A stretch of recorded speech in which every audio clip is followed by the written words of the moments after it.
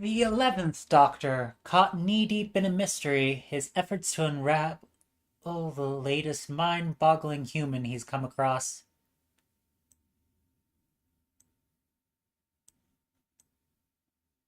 Clara Oswin Oswald flings the Doctor into a version of Earth that should not exist. Now in the land of blades and titans, the Doctor must figure out what went wrong with history and set it back on track, while insurance, the latest threat to his favorite planet, is foiled. The 10th Doctor, after his frightening experience on the planet Mars and telepathic communication from Ood Sigma,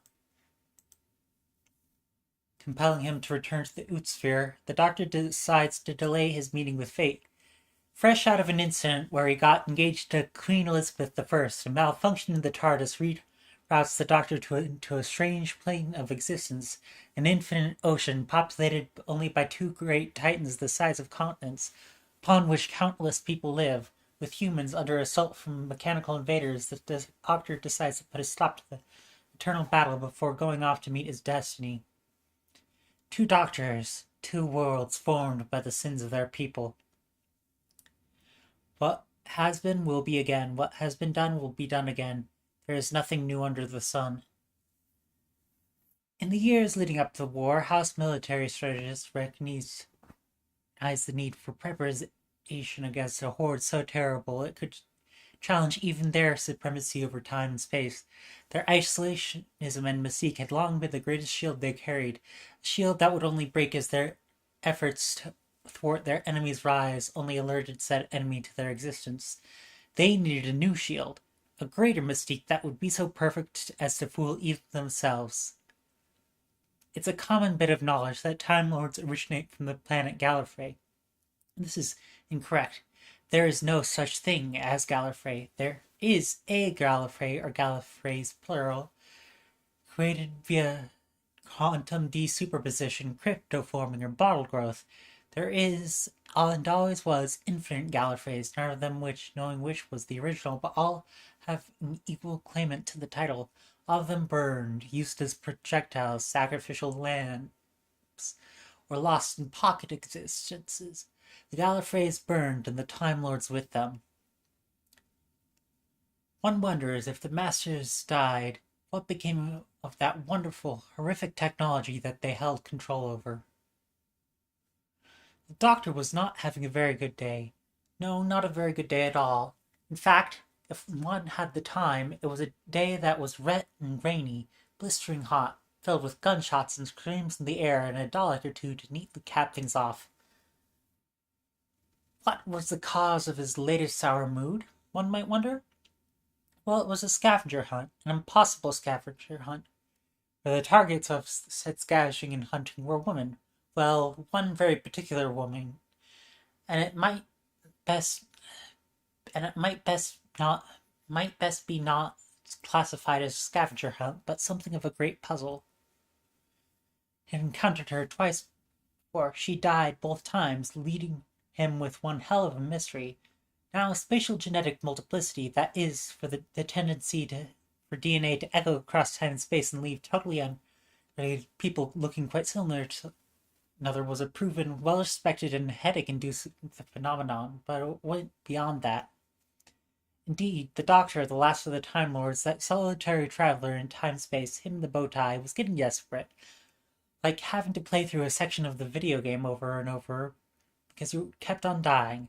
"Oh, this is getting ridiculous," the Doctor cried, half torn between exasperation, fury, and a feeling that might be described as constipation of the mental kind. He has thrown on his old clothes, the outfit he had worn since he lost his pawns, his family. He thought that the old ensemble might make him feel again, enough to work past the thought clog and make progress on his search. But no. "We've been up and down the universe, from Earth to Exilion, year 0 to year 100 trillion. He frustratedly punched the keys on the keypad of the TARDIS console, watching as images of her flickered by. No? Some might say he was developing an obsession. No, it wasn't an obsession. It just a perfectly healthy interest in a lady who kept showing up at unexpected times after dying, perfectly, totally, completely fine. All of the faces were identical across the boundaries of species, age, or dimension. Clara Oswin Oswald, the doctor explained, pacing, stomping in front of the monitor. Clara and Oswald. Clara, Clara, Clara! The ancient renegade Time Lord leaned on the section of the hexagonal console, glowering at a portrait of a Victoria-era barmaid by night, governess by day, who seemed to be so infuriatingly smug. That smile was looking back at him, taunting him. It reminded him too much of his first wife, or his seventh. It was always the smug ones who managed to get a rise out of him, for better or for worse. She's everywhere! The doctor threw up a hand, and he didn't know whether to call the emotion he felt amazement or horror. Gallifrey! He gestured at the image of Clara pulled out of the TARDIS's local memory, taking the day he had stole his precious ship. Scarrow! He rattled off, gnashing his teeth at frustration of a blonde, blue-eyed Clara standing amongst the thalls. An Egyptian monarch, a Mondasian doctor, a PC Oswald filled out the missing persons report when I took Ian and Barbara. The doctor's shouting reached the apex as he leaned on the console. He leaned into his hand, staring at the sorted files rushing by at light speed. He raided so many databases, the library, so big it didn't need a name. The New Earth Genealogy Project, using time travel to map out the entirety of humankind's shared family tree. The Dalek Prime record, genocidal maniacs they may be, but they kept damn good records. Not one single clue. There were plenty of Claras and Oswins and Oswalds and Winnies, too many. Now one might be tempted to think, no problem, just go drop in on one of them. Yet, except, yes, problem.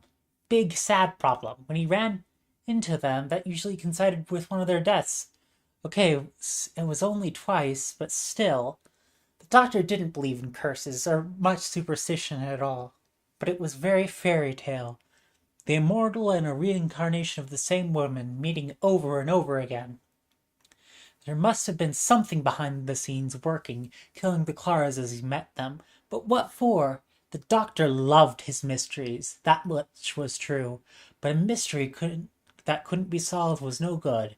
In any event, tracking down Clara wasn't the hard part. The hard part was finding the original.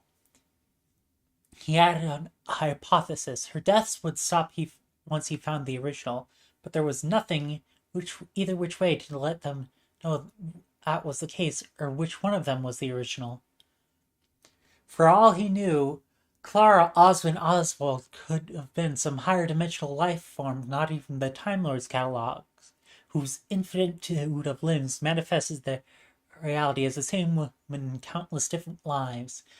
That'd be a nice change of pace. Finding out a flirty lady was some really big, infinitely repeating fractal of dimension sharp enough to kill a man by contact was just as nice as her disguise.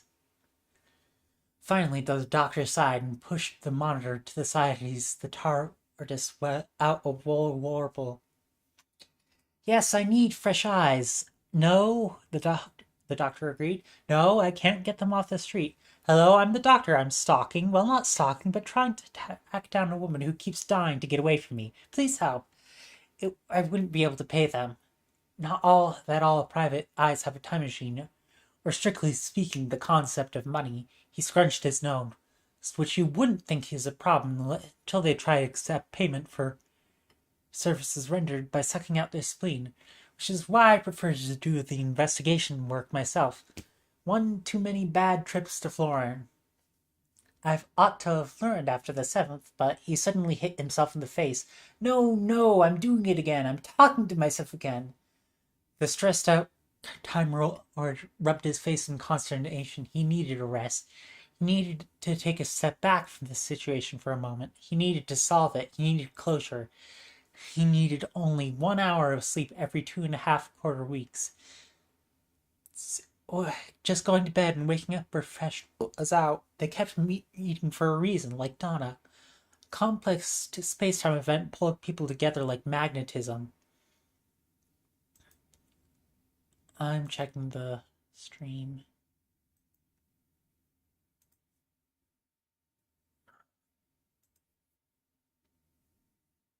He'd run into the original eventually, knowing the way these things worked. If only he could expedite the process, figure out when her timeline was supposed to intersect his again. If he did that, he'd be less likely to drop on the wrong Clara and get her killed. If only. Oh, wait a moment, he could do that! Oh, Time Lord exclaimed, pushing the monitor away with such vigorous force it spun around. He bolted to the other side of the console to the panel with slits cut in. In every gap was a semi-organic matter.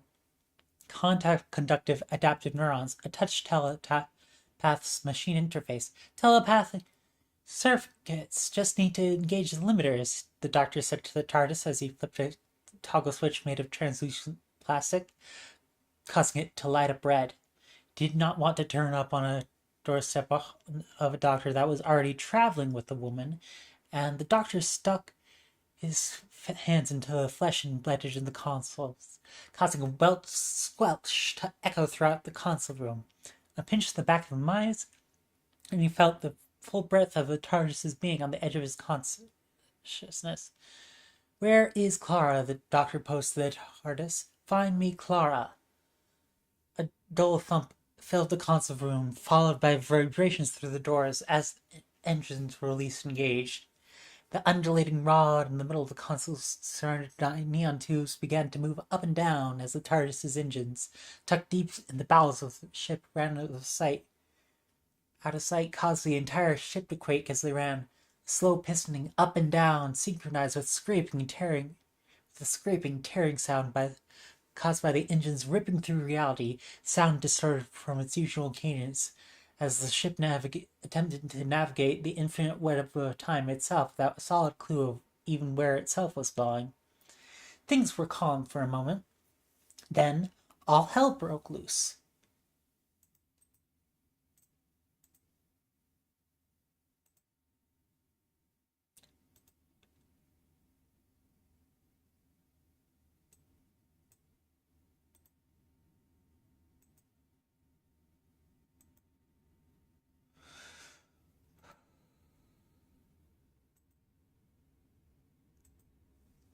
An alert klaxon began to sound as the lights on the rim of the console room began to flash mauve. Then, a mighty crash as the TARDIS began to shake like it had physically struck an object, followed by sparks raining down from the ceiling as the dangerous energies of the time vortex surged and entered the ship before being converted to a semi-safe form of energy by the materials the TARDIS was grown from. No, no, no! What's that about? The doctor hollered over the alarms, the sparking and the screaming of the engines. Why are you doing that? He yanked his hands out of the telepathic circuits and dashed back over to the flight controls. As if of its own volition, the monitor on the console swung to accompany him, flashing dangerously to get his attention. The doctor paled as he observed the readouts. So many system errors were flashing by, to the extent that even he couldn't read all of the events before they were wiped away by the appearance of the next set of errors. The only thing he could catch was something about a bottle universe, incompatible time flow errors, and a burnout in the Navcom relativity buffer. Okay, time for an emergency landing, the doctor declared as he slammed down a lever. The time motor stopped, the engines locking down, mechanisms engaging with a dull thud of a giant drum beat. The metal superstructure cracked and popped as it settled, steam rising from the floor vents as the ship wound down to the stop. Sorry, old girl, the doctor whispered, pressing a hand to the glass tube of the time rotor. He wiped his face with the sweat that had gathered from the harrowing sequence. Did we make it? Is she out there? The console let out a simple beep.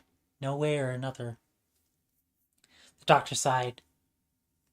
He knew the prodigious probably couldn't tell him, but still disappointing. Then energy poured back into his posture, and he perked up, clapping his hands. Right, better take a look-see for myself. He strode over to the doors and, without a second thought, stepped out. As the doctor shut the doors of the police box shell, he spun around, suddenly finding himself a bit off-kilter, like the ground wasn't all that steady. The light bedded his skin and shone bright in his eyelids, reflecting off of a sea of peculiar gray water extending far into the horizon. The doctor looked around, finding himself to be standing on a deck of a peculiar wooden, vaguely pyramidal structure. Okay, the doctor murmured to himself, taking a quick experimental jump. Gravity, Earth normal, air, also Earth, mix, lot fewer greenhouse gases. He spun around, frowning to himself. Everything feels a bit wibbly. If I didn't know better, I'd say it was on a ship, but the motion, he looked up, seeing a gigantic whale-like gas bag life form floating high above, supporting the structure with ropes attached to it. Oh, that's rather pity. Big ship like this would need a lot of ballast underneath, but attach it from above, you don't need to waste a bunch of materials just for the floats underneath. But if it is a ship, who built it? Time Lord spun around, watching the life forms moving about. He recognized them immediately. Humans, of course. Humans were everywhere. Beautiful, indomitable, the lot of them. But there were also... Ah! The doctor felt a light rush through him as he spotted the diminutive bird, dog, cat thingy form of an alien species cat hadn't seen in a while. It's a Nopon. Hello, Nopon. The pink fur Nopon bounced around, flapping her wings. Oh, my friend's chin very big. Me, me, me, me, me. His eyes almost poked out. Me, me, me, me. Charge for emotional damage, 50G. Ha! The doctor huffed with a grin. You're going to have to come up with a better excuse to get my money out of me.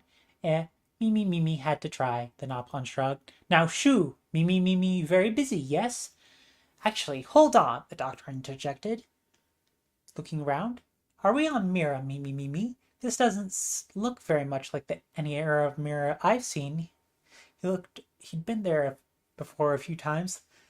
The Nopon might have been money grubbing to a fault, but they did sure know how to party. Friend in funny tie, want answer? He pay 50 gold. Oh, the doctor's face twisted as he realized the trap he set for himself, then walked right into. Fine. He reached into his pockets and then started pulling out things at random. The filing system was an utter mess.